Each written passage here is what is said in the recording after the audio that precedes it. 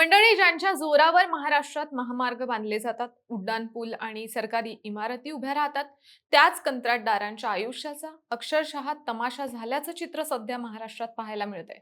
महाराष्ट्रात आज एक भयानक आणि संतापजनक परिस्थिती निर्माण झाली आहे. राज्यातील शासकीय कंत्राटदारांची तब्बल 96,000 कोटी रुपयांची बिलं शासनाकडे प्रलंबित आहेत. हो, तुम्ही बरोबर ऐकलत. 96,000 कोटी रुपये. हे पैसे मिळवण्यासाठी कंत्राटदार वर्षानुवर्षे सरकारी कार्यालयांचे उंबरठे झिजवत आहेत, पण त्यांच्या पदरी पडतोय फक्त नकार आणि आश्वासनं. या परिस्थितीमुळे आजवर 6 पेक्षा जास्त कंत्राटदारांनी आपली जीवनयात्रा संपवली आहे. काल मुंबईत आणखी एका कंत्राटदारानं आपलं जीवन संपवलं. आता हे नेमकं प्रकरण काय आहे? सरकार कंत्राटदारांचे पैसे का देत नाहीये? या कंत्राटदारांच्या मागण्या काय आहेत? हेच आजच्या व्हिडिओच्या माध्यमातून सविस्तर जाणून घेऊयात. नमस्कार, मी रुपल आणि तुम्ही पाहत आहात विशेष भारी. मंडळी, गेल्या 4-5 वर्षांपासून राज्यातले सरकारी कंत्राटदार मेटाकुटीला आले आहेत. सार्वजनिक बांधकाम विभाग, जलजीवन मिशन, ग्रामविकास विभाग, जलसंपदा विभाग, नगर विकास विभाग, जवळपास प्रत्येक सरकारी खात्यात हीच परिस्थिती आहे. रस्ते बांधून झाले, पाणी पुरवठ्याच्या योजना पूर्ण झाल्या, शाळा रुग्णालयांची कामं संपली, पण बिलं मात्र फायलींमध्ये अडकून पडली आहेत. महाराष्ट्र राज्य कंत्राटदार महासंघ, राज्य अभियंता संघटना आणि पाणी पुरवठा कंत्राटदार संघटना यांनी दिलेल्या आकडेवारीनुसार राज्य सरकारच्या अंडर येणाऱ्या खात्यांची थकबाकी जवळपास 90,000 कोटींच्या घरात आहे. यात जिल्हा परिषदा, महापालिका आणि नगरपालिकांच्या हिशोबाची भर घातली तर हा आकडा 1.25 लाख कोटींच्याही पुढे जाईल, असं या संघटनांचं म्हणणं आहे.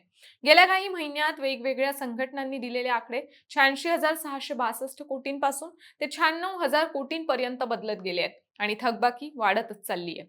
मंडळी, मुंबईत काम करणारे कंत्राटदार गजानन देवकाते यांनी या स्थगित बिलांमुळे आपलं आयुष्य संपवलं.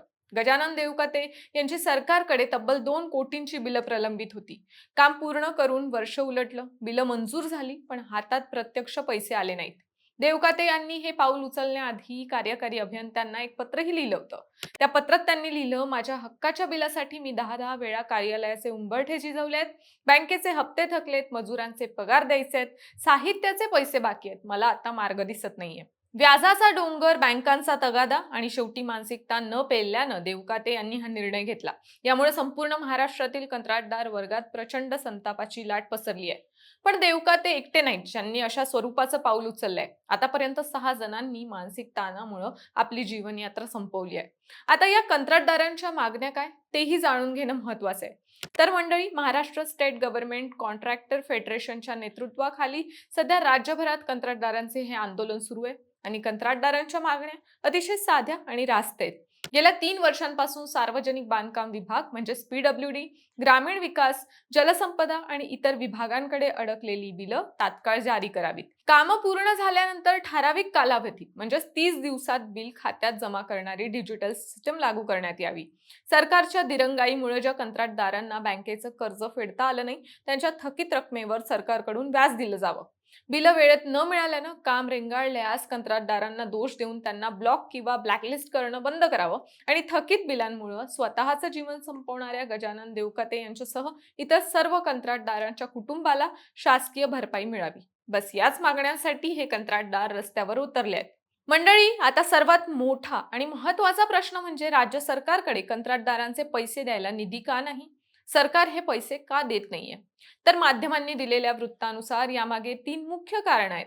तर पहिलं कारण म्हणजे गेल्या काही वर्षात सरकारनं अनेक लोकप्रिय योजनांच्या घोषणा केल्यात. या योजनांसाठी हजारो कोटी रुपयांचा निधी वर्ग करावा लागला. त्यामुळे पायाभूत सुविधा आणि विकास कामांच्या बजेटला कात्री लागली. दुसरं कारण आहे निधीपेक्षा जास्त कामांना मंजुरी म्हणजेच ओव्हर बजेटिंग. मंडळी, राजकीय फायदा मिळवण्यासाठी किंवा आमदारांना खुश करण्यासाठी त्यांच्या मतदारसंघात बजेटमध्ये तरतूद नसतानाही अब्जावधींच्या कामांना मंजुरी म्हणजेच ऍडमिनिस्ट्रेटिव्ह अप्रुव्हल देण्यात आल्याची माहिती आहे. त्यामुळे कामं तर झाली, पण तिजोरीत पैसेच नव्हते, ही परिस्थिती आहे. आता तिसरं कारण म्हणजे सार्वजनिक बांधकाम आणि इतर विभागांना मिळणारा निधी बऱ्याचदा इतर आपत्कालीन किंवा प्रशासकीय कामांकडे वळवला जातो, ज्याला डायव्हर्जन ऑफ फंड्स म्हणतात.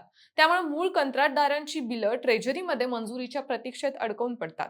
एका अर्थानं राज्याचं अर्थकारण एका दुष्टचक्रात अडकलंय आणि त्याची सगळ्यात मोठी किंमत सामान्य कंत्राटदार आणि त्यांच्या मजुरांना चुकवावी लागतीये. आता या सगळ्या दबावानंतर सरकारनं काही आठवड्यांपूर्वीच झालेल्या राज्य मंत्रिमंडळाच्या बैठकीत सार्वजनिक बांधकाम विभागातील लहान आणि मध्यम कंत्राटदारांची देयकं आता 6 महिन्यांच्या आत देण्याचा निर्णय घेतलाय. पण कंत्राटदार संघटनांचं म्हणणं आहे की आश्वासनं आधीही अनेकदा मिळाली, प्रत्यक्ष पैसे कधीच वेळेत आले नाहीत. त्यामुळे सरकारनं तातडीनं उच्चस्तरीय बैठक घेऊन ठोस तोडगा काढला नाही तर आंदोलन आणखी तीव्र करण्याचा इशारा या संघटनांनी दिलाय.